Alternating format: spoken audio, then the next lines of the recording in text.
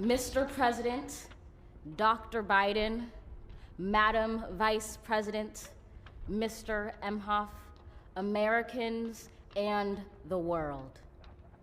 When day comes, we ask ourselves, where can we find light in this never-ending shade?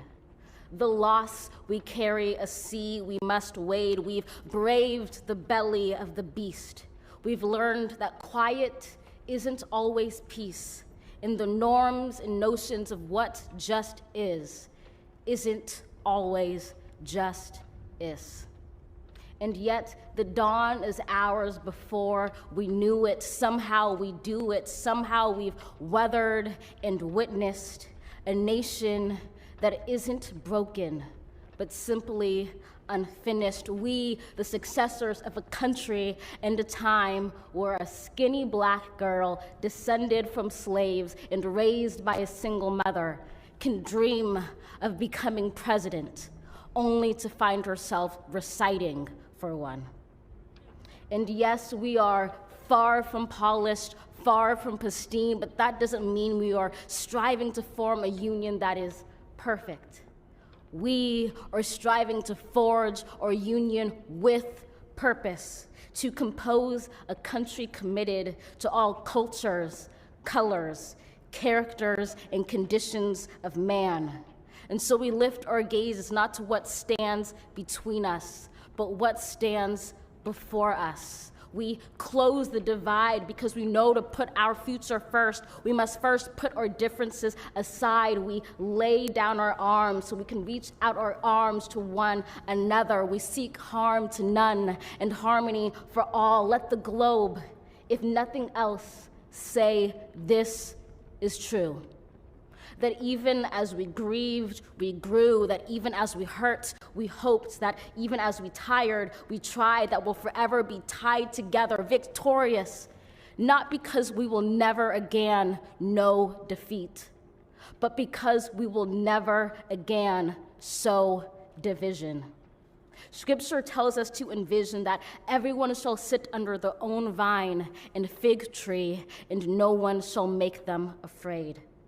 If we're to live up to our own time, then victory won't lie in the blade, but in all the bridges we've made. That is the promised glade, the hill we climb, if only we dare it, because being American is more than a pride we inherit. It's the past we step into and how we repair it. We've seen a force that would shatter our nation rather than share it, would destroy our country if it meant delaying democracy. And this effort very nearly succeeded.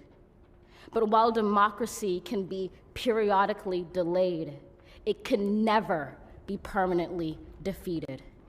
In this truth, in this faith we trust, for while we have our eyes on the future, history has its eyes on us. This is the era of just redemption. We feared it at its inception. We did not feel prepared to be the heirs of such a terrifying hour, but within it we found the power to author a new chapter, to offer hope and laughter to our scepter, to offer hope and laughter to ourselves. So, while once we asked, how could we possibly prevail over catastrophe?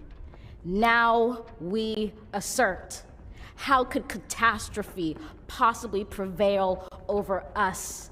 We will not march back to what was, but move to what shall be, a country that is bruised but whole, benevolent but bold, fierce and free.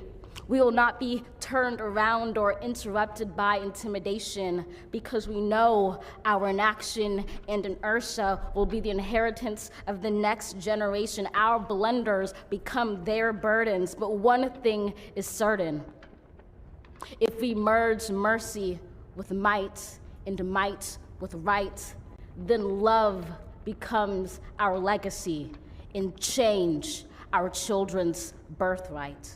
So let us leave behind a country better than the one we were left. With every breath from my bronze-pounded chest, we will raise this wounded world into a wondrous one. We will rise from the gold-limbed hills of the West. We will rise from the wind-swept Northeast, where our forefathers first realized revolution. We will rise from the lake-rimmed cities of the Midwestern states. We will rise from the sun-baked South. We will rebuild, reconcile, and recover in every known nook of our nation, in every corner called our country. Our people, diverse and beautiful, will emerge battered and beautiful. When day comes, we step out of the shade, aflame and unafraid. The new dawn blooms as we free it. For there is always light, if only we're brave enough to see it, if only we're brave enough to be it.